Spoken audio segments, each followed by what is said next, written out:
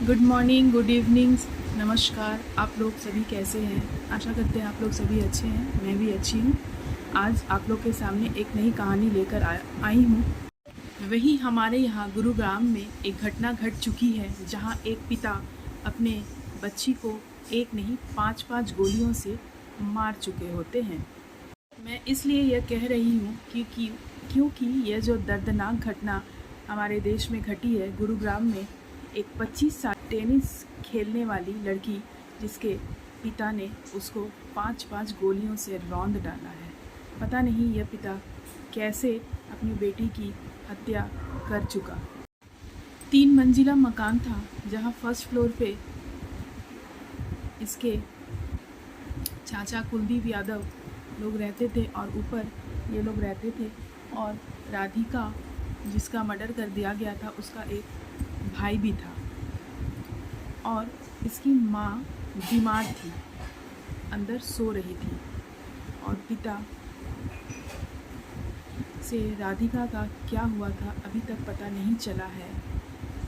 सुनने में आया है कि राधिका किचन में खाना बना रही थी और पीछे से उसके पिता दीपक ने 5-5 गोलियां चलाकर उसकी हत्या कर दी है।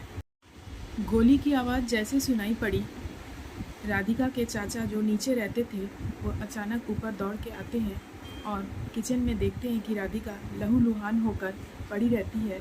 और उनका भाई मतलब राधिका के पिता वहीं ड्राइंग रूम में बैठे रहते हैं और उनका लाइसेंसी बंदूक, जिससे उसने हत्या की है, वो वहाँ टेबल में रखा रहता है।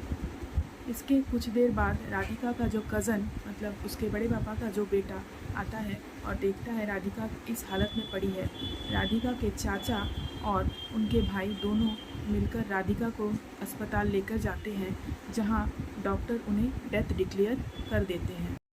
जब डिक्लेयर कर दिया जाता है तब हॉस्पिटल से ही थाने में फ़ोन कर दिया जाता है कि यह एक शूट आउट का केस है। और वहाँ पुलिस आती है और राधिका के चाचे से बयान लेती है।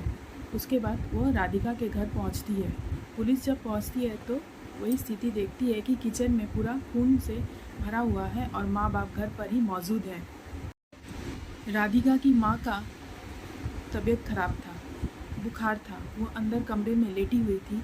और उसके पिता दीपक जो ड्राइंग रूम में ही बैठे थे। वहाँ पुलिस उससे पूछताछ करती है तो वो बोलते हैं, हाँ, मैंने ही मेरी बेटी का कत्ल कर दिया है। फिर पुलिस वहाँ रखे हुए रिवॉल्वर को चेक करती है तो पता चलता है, हाँ, इसी रिवॉल्वर से उसका कत्ल हुआ है। और उसके पापा बोल रहे थे कि हाँ, मैंने ही अपनी बेटी का कत्ल किया है। फिर थाने में एफआईआर होता है। एफआईआर में लिखा रहता है कि मेरी बेटी एक नेशनल लेवल की टेनिस प्लेयर है। मेरी बेटी इंटरनेशनल खिलाड़ी होने के बावजूद उसे बहुत सारे प्राइजेज़ मिले हैं जो मेरे घर पर ही रखे हैं। तो मैं बहुत खुश रहता था उसका ये सब देखकर। यही बयान उसने एफआईआर में दिया है। वे लोग गांव के थे तो वे जहाँ दूध लेने जाते थे वहाँ कुछ लोग कहते थे कि वे अपनी बेटी की कमाई खाते थे। इससे उनको बहुत ईगो प्रॉब्लम मतलब बहुत उसको बुरा लगा कि वो अपनी बेटी की कमाई खाते हैं, ऐसा लोग कह रहे हैं। तो उसने अपनी बेटी को एकेडमी बंद कर देने को कहा था, लेकिन उसकी बेटी एकेडमी बंद करने से इनकार कर दी थी। उनके पिता का कहना था कि वे लोग इनके मतलब राधिका के चरित्र पर भी उंगलियां उठाते थे, जिससे वे काफ़ी परेशान हो जाते थे। जब उन्हें लोग कहते थे कि आप बेटी की कमाई खाते हो, आपकी बेटी का चरित्र भी ठीक नहीं है, तो वो काफ़ी परेशान हो जाते थे और वह घर में आकर राधिका को एकेडमी बंद कर देने के लिए कह रहे थे, लेकिन राधिका इससे इनकार कर देती है। तब उसने अपने लाइसेंसी रिवॉल्वर से अपनी बेटी की हत्या कर दी है। उनके पिता कहते हैं कि इस बात से झगड़ा होता है, तभी राधिका किचन में खाना बनाती है और मैं पीछे से बंदूक उठाकर उसको गोलियां मार देता हूँ। ये उनके पिता का बयान है। लेकिन जब पुलिस उनके चाचा का बयान लेती है तो उनसे पता चलता है कि वे जब ऊपर पहुँचते हैं तो किचन में राधिका पूरी खून से लथपथ पड़ी होती है और उनका भाई उसी ड्राइंग रूम में बैठा होता है। लाइसेंसी रिवॉल्वर वहाँ रखा होता है और राधिका की माँ का फीवर था, यानी बुखार था, वो अलग कमरे में सो रही थी। उसने ये जाकर देखा था। उनके पिता का कहना है कि उनके मान सम्मान में हानि हो रही थी, इसीलिए उन्होंने राधिका को मार डाला। तो क्या यही सच है? ये तो एक एफआईआर का बयान है। इसके पीछे की सच्चाई के बारे में आप लोगों को क्या लगता है कि पिता इसी कारण अपनी बेटी को मार डालेगा? पता नहीं मुझे। राधिका अपने पिता के हाथों मारी जाती है, अभी तक तो यही पता चला है। मगर ऐसा क्या हुआ होगा जो एक पिता ने रिवॉल्वर उठाकर अपनी बेटी की हत्या कर दी है? और ऐसा बाप जिसने 7 साल की, जब राधिका 7 साल की थी तभी से उन्होंने राधिका को एकेडमी ले जाते थे ट्रेनिंग देने के लिए, टेनिस की ट्रेनिंग देने के लिए राधिका को उसके पिता ही ले जाते थे। पर ऐसा क्या हुआ जो राधिका के पिता को इतना बड़ा स्टेप लेना पड़ा? पिता और बेटी दोनों सुबह 4:30 बजे उठते थे ताकि वह फिट रह सके।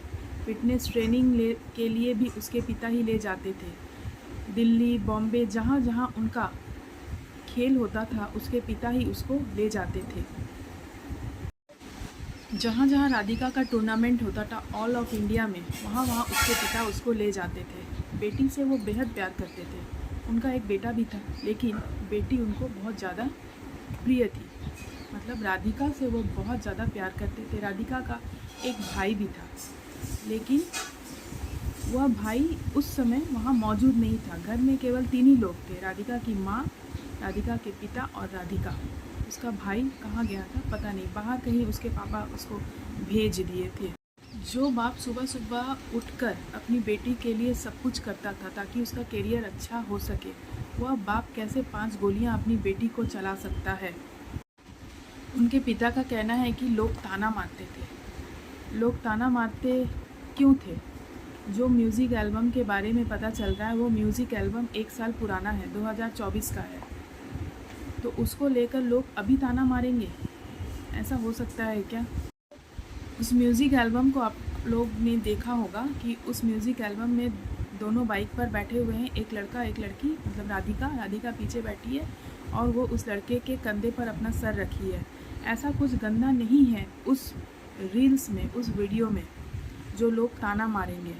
एक टेनिस खिलाड़ी, आप लोगों को पता होगा कि शॉर्ट ड्रेस पहनती है। अगर लोग ताना मारते तो उसके ड्रेस को लेकर उस समय मार सकते थे, लेकिन जब वो बाइक पर वो रील्स बना रही है तो अच्छे कपड़े पहनी है, कोई कपड़े में बुराई नहीं है। ऐसा कोई गंदा सीन नहीं है जो लोग उसे देखकर ताना मारेंगे। सुनने में आया है कि राधिका ने जो रील्स दिया था वो अपने इंस्टाग्राम अकाउंट में स्टोरी में दिया था और उसका इंस्टाग्राम अकाउंट प्राइवेट था। अगर प्राइवेट है मतलब सभी कोई उसका इंस्टाग्राम अकाउंट देख नहीं सकता है, मतलब जो उसके अपने हैं, क्लोज़ लोग हैं, वही लोग देख सकते हैं। तो इंस्टाग्राम अकाउंट में ऐसे कौन लोग थे जो उन्होंने स्टोरी देखा और अगर ताने का बात है तो उन्हें ताना मार रहे थे? ऐसे कौन कौन से लोग थे? अपने लोग ही थे। उनका अकाउंट, राधिका का अकाउंट में 70 से 75 लोग ही फॉलोवर्स थे, उससे ज़्यादा नहीं थे। ऐसी कोई बड़ी इंटरनेशनल खिलाड़ी नहीं थी जो उनके बहुत सारे फॉलोवर्स थे। और उनके पापा जो कह रहे थे कि गांव के लोग उन्हें कहते हैं कि बेटी की कमाई खाती है। तो टेनिस एक खर्चीला खेल है, तो वो जहाँ जहाँ टूर्नामेंट खेलने जाती है, मतलब अपने पैसे से ही, उसके पापा अपने पैसे से ही उसको ले जाते थे, रहना खाना पीना। तो कैसे उसकी कमाई? लोग बोल रहे थे कि अपनी बेटी की कमाई। और जो एकेडमी जो खोली थी वह कुछ ही दिन हुए थे, 2 महीने हुए थे। तो ऐसे बहुत स्टूडेंट उसके नहीं थे जो, उसका बहुत पैसा था और उसका पापा उसके पैसे से उसके घर चलाते थे, ऐसा कुछ नहीं था। तो आखिर बात क्या है? बहुत सवाल खड़े कर रहे हैं। तो आते हैं नेक्स्ट वीडियो में इन सवालों को ढूंढकर।